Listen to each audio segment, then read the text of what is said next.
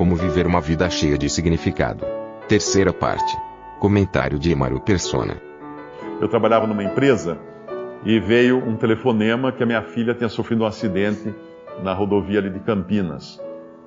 Tinha sido um engavetamento, né? E ela conseguiu emprestar o celular de alguém, que ela não tinha celular, e ligou chorando. Ela ia para a faculdade em Campinas, ela fazia Unicamp, ligou chorando que ela tinha acidentado o carro, mas daí a ligação começou a cortar. Ela falou: eu estou perto do posto policial aqui da rodovia Dom Pedro I, né? Depois que começa ali tem um posto policial. Só isso que eu sabia. Aí eu peguei, aliás, ela ligou para minha esposa ligou para minha secretária, na empresa que eu trabalhava. A secretária veio tremendo me avisar e dar o recado. Ai, seu Mário, ligou sua filha para sua esposa, que a sua filha bateu o carro na rodovia Dom Pedro e ela está perto do posto policial. Só isso. Eu falei: tá bom. Então eu vou para lá, ver se precisa de alguma coisa, né? O senhor tá calmo assim? Eu preciso ir lá ver o que está acontecendo. Né? Ela se surpreendeu. O senhor me deu aquela calma, me deu aquela tranquilidade, me deu aquela paz. Porque o senhor cuida. Alguma coisa que acontece, tá bom. Quem já foi num velório de incrédulo? É a coisa mais horrível do mundo. Pessoas se rasgando, gritando, desesperada. Me segura que eu quero pular na cova junto. É aquela coisa horrenda. Vá num velório de um crente em Cristo. Eles estão cantando hinos. Eles estão alegres. Estava conversando com o irmão na hora do almoço, que a mãe dele foi para o Senhor há pouco tempo atrás, e ele falou que a família toda estava alegre. Estava muito contente, porque a mãe estava falando assim: eu quero ir embora logo. Eu quero ir embora logo para o Senhor. Essa é a paz que o crente tem, porque tem um pai que cuida dele, não é um perdido no mundo, que a única coisa que o crente, que o incrédulo tem no mundo são os seus bens. E ele vai idolatrar os seus bens, como esse homem do capítulo que nós estamos lendo. Ele constrói novos celeiros e tudo mais, porque aquilo é a vida dele. Quando nós vemos as pessoas desesperadas no Twitter, brigando por política, por que tanto desespero? Porque é só isso que eles têm. Tem que brigar por isso, não pode ter outra coisa. E quando nós vemos o incrédulo brigando pela vida, a todo custo, viver a todo custo, por que isso? Porque a vida é a única que eles têm. É a idolatria da vida. A idolatria da saúde. Nós hoje estamos vivendo um tempo desse, né? Idolatria da saúde, idolatria do corpo, idolatria do físico perfeito. É a idolatria da vida aqui. E quando acaba isso, não sobra nada. Para aqueles que não têm a Cristo, não têm a Deus como Pai e não têm a Cristo como Salvador. E aqui apenas mais um versículo, eu falei demais, mas um versículo só para terminar. No versículo 34, porque onde estiver o vosso tesouro, ali estará também o vosso coração. E tem um outro versículo que fala assim: a boca fala do que o coração está cheio. Quando eu tenho prazer de falar de Cristo para as pessoas, ou na minha família, ou para os meus amigos, ou onde quer que seja, é porque o meu coração está cheio de Cristo. Eu costumo, quando uma pessoa entra em contato comigo, eu costumo visitar o perfil da pessoa, que ela fala que está interessada em reunir, não sei o que, eu vou no perfil dela. Melhor coisa é visitar o perfil do Facebook da pessoa. As empresas fazem isso hoje na hora de contratar candidatos. O candidato chega lá na entrevista, é um coração de candura, alma de rapadura, é tudo lindo, né? O cara é um amor, é um doce de pessoa. Entra no perfil dele, ele é daqueles que mata cachorro com crueldade, é daqueles que tem só bobagem, só pornografia no perfil. Aí as empresas já não contratam, porque elas veem quem é a pessoa no seu particular. Então, às vezes a pessoa fala, eu entro lá, cadê Cristo nessas palavras que essa pessoa publica aqui? Tem Cristo em algum lugar? Nada, não tem um versículo, não tem nada, um pensamento, não tem nada. Tem política, tem futebol, tem esporte, tem isso. Cadê Cristo? A boca fala do que está cheio o coração. Se a boca não estiver falando de Cristo, está faltando Cristo no coração. Está faltando aquilo que é o tesouro que aqui ele fala: vendei o que tendes, dai esmolas, fazei para vós bolsas que não se envelhecem, tesouro nos céus, que nunca cabe, onde não chega o ladrão e a traça não rói. Porque onde estiver o vosso tesouro, ali estará também o vosso coração. E aí no versículo 35, ele dá uma dica muito importante, que eu acho que serve para todos nós hoje, vivendo num mundo tão conturbado, com tantas tentações, com tantas coisas querendo nos fazer tropeçar. Estejam cingidos os vossos lombos e acesas as vossas candeias. Aqui fala de duas coisas: tropeço e luz. Por que cingindo os lombos? No tempo do Senhor, no tempo antigo, 2000 anos atrás, homens e mulheres usavam aquela roupa longa, que ia até os pés, aquele túnicas, vestidões bem longos até os pés.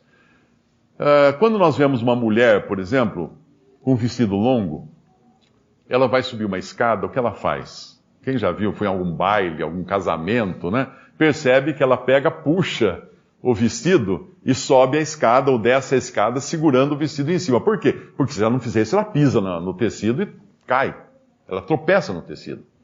Então as pessoas usavam cintos nessa época, com que objetivo? Quando elas tinham que andar depressa, elas botavam um cinto na cintura, porque a hora que você põe um cinto, o que acontece com a barra da sua saia, do seu vestidão, ela sobe.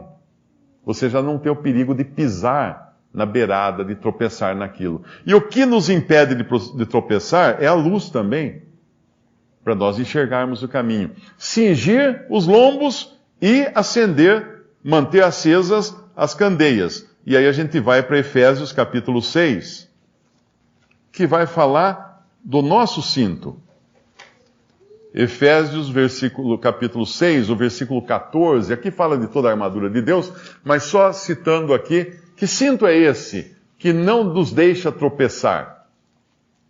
Que cinto é esse que não nos deixa pisar na barra da saia? Vamos dizer assim, Estai, pois, firmes, tendo cingidos os vossos lombos com a verdade. Se eu estou firmado na verdade, nada vai me fazer tropeçar. O Espírito Santo me mantendo, a luz da palavra de Deus acesa sempre diante dos meus olhos, na minha memória. Por isso que é bom, criança, aprender versículos, porque um dia elas vão precisar desse versículo. Na hora da dificuldade, vai acender aquele versículo na mente. Uau! Está aí a resposta do que eu estava procurando. E mais uma coisa que fala também em 1 Pedro, capítulo 1, versículo 13. Mais uma vez, a utilidade que tem esse cinto para erguer a barra da saia, para não deixá-la arrastar no chão, na terra, no barro desse mundo e não permitir que a gente tropece. Capítulo 1 de 1 Pedro, versículo 13. Portanto, cingindo os lombos do vosso entendimento, sede sóbrios e esperai inteiramente na graça que se vos ofereceu, na revelação de Jesus Cristo, como filhos obedientes, não vos conformando com as concupiscências que antes havia em vossa ignorância, mas como é santo aquele que vos chamou, sede vós também santos em toda a vossa maneira de viver. Porquanto escrito está, sede santos, porquanto eu sou santo. E se invocais por Pai, aquele que sem acepção de pessoas julga segundo a obra de cada um, andai em temor durante o tempo da vossa peregrinação, sabendo que não foi com coisas corruptíveis como prata ou ouro que fostes resgatados da vossa vã maneira de viver, que por tradição recebeste dos vossos pais, mas com o precioso sangue de Cristo, como de um cordeiro imaculado e incontaminado. Nós temos a preciosidade no sangue de Cristo, na obra de Cristo. Essa é a coisa preciosa para nós. E aqui nos fala do nosso andar, sabendo que não foi com prata nem ouro que fomos comprados, então não vamos viver também movidos por prata e ouro, mas movidos pela preciosidade, pelo valor que tem a obra de Cristo nos nossos corações, nas nossas mentes. E cingindo aqui, mais uma vez, os lombos do vosso entendimento. Esperando o quê? Inteiramente na graça. Porque quando nós estamos lá lendo lendo Lucas 12, do que ele está falando, de todo esse cuidado que o pai tem para com seus filhos. Está falando de graça. É graça em cima de graça. Olhe cada um aqui agora para trás da sua vida e veja quantas vezes o Senhor tratou com graça você, eu, cada um aqui.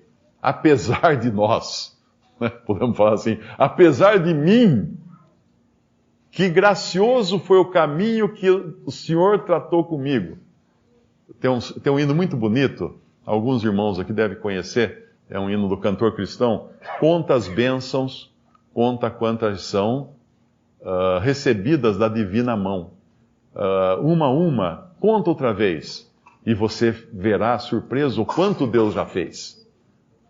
Os judeus, sempre que eles invocavam a Deus, quando eles diziam, vamos citar de novo aquele Salmo 103, o que eles faziam no Salmo 103, eu falei disso ontem. O que ele fazia? O que o salmista faz? O salmista fala para si mesmo, apesar de parecer uma oração dirigida a Deus, na verdade ele está orando para a sua alma, ver se toma consciência de uma coisa. Diz, bendize, ó minha alma, ao Senhor, e tudo que há em mim, bendiga o seu santo nome. Bendize, ó minha alma, ao Senhor, não te esqueças de nenhum de seus benefícios. É Ele que perdoa todas as tuas iniquidades, sara todas as tuas enfermidades, redime a tua vida da perdição, te coroa de benignidade e de misericórdia, que enche a tua boca de bens, de sorte que a tua mocidade se renova como a águia. O Senhor faz justiça e juízo a todos os oprimidos, fez notórios os seus caminhos a Moisés e seus feitos aos filhos de Israel. Misericordioso e piedoso é o Senhor, longânimo e grande em benignidade, não repreenderá perpetuamente, nem para sempre conservará sua ira, não nos tratou segundo os nossos pecados, nem nos retribuiu segundo as nossas iniquidades, pois quanto o céu está elevado acima da terra, assim é grande a sua misericórdia para com os que o temem, e quanto está longe o Oriente do Ocidente, assim afasta de nós as nossas transgressões. Como um pai se compadece de seus filhos, e eles infelizmente ainda não podiam desfrutar disso, mesmo estando nos Salmos, mas como um pai se compadece de seus filhos, assim o Senhor, eu digo não podia desfrutar de chamá-lo de pai, não é? Assim o Senhor se compadece daqueles que o temem, pois Ele conhece a nossa estrutura. Lembra-se de que somos perfeitos, justos, santos, muito obedientes nos seus caminhos. Não. Lembra que somos pó. Ele sabe das nossas dificuldades. Ele sabe das nossas fraquezas. Ele sabe da nossa dependência constante nele e só nele. E que privilégio podemos ter um pai assim. E esse privilégio se estende agora, porque nós podemos também fazer brilhar essa luz, né? Fazer com que outras pessoas vejam que nós temos um pai assim. Ao invés de ficarmos nos queixando de Deus para as pessoas. Você quer se queixar de Deus, do seu desemprego, da sua enfermidade? Né? Queixe-se para Ele na sua oração. E para os outros, meu pai está cuidando de mim. Mas isso, Ele está cuidando de mim. Não chegou ao fim da história ainda. Se você, Se você não gosta da história ou não está entendendo a história, é porque não chegou ao fim da história. Tem algum ditado assim, né? Tem que esperar o fim da história. Lá nós vamos saber entender as coisas. Jó foi muito feliz porque ele não entendeu e ele ficou satisfeito aqui. Porque no final do livro de Jó, Deus não explicou nada para ele. Da razão de ter acontecido tudo aquilo com ele. Mas ele estava satisfeito, por quê? Eu te conhecia só de ouvir falar, agora os meus olhos te veem. É isso que ele fala. Ele estava satisfeito com o Senhor. Isso bastava para ele. Agora ele já sabe, onde ele está agora, Jó já sabe da razão do seu sofrimento.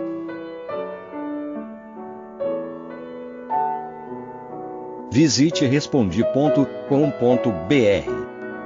Visite também 3minutos.net.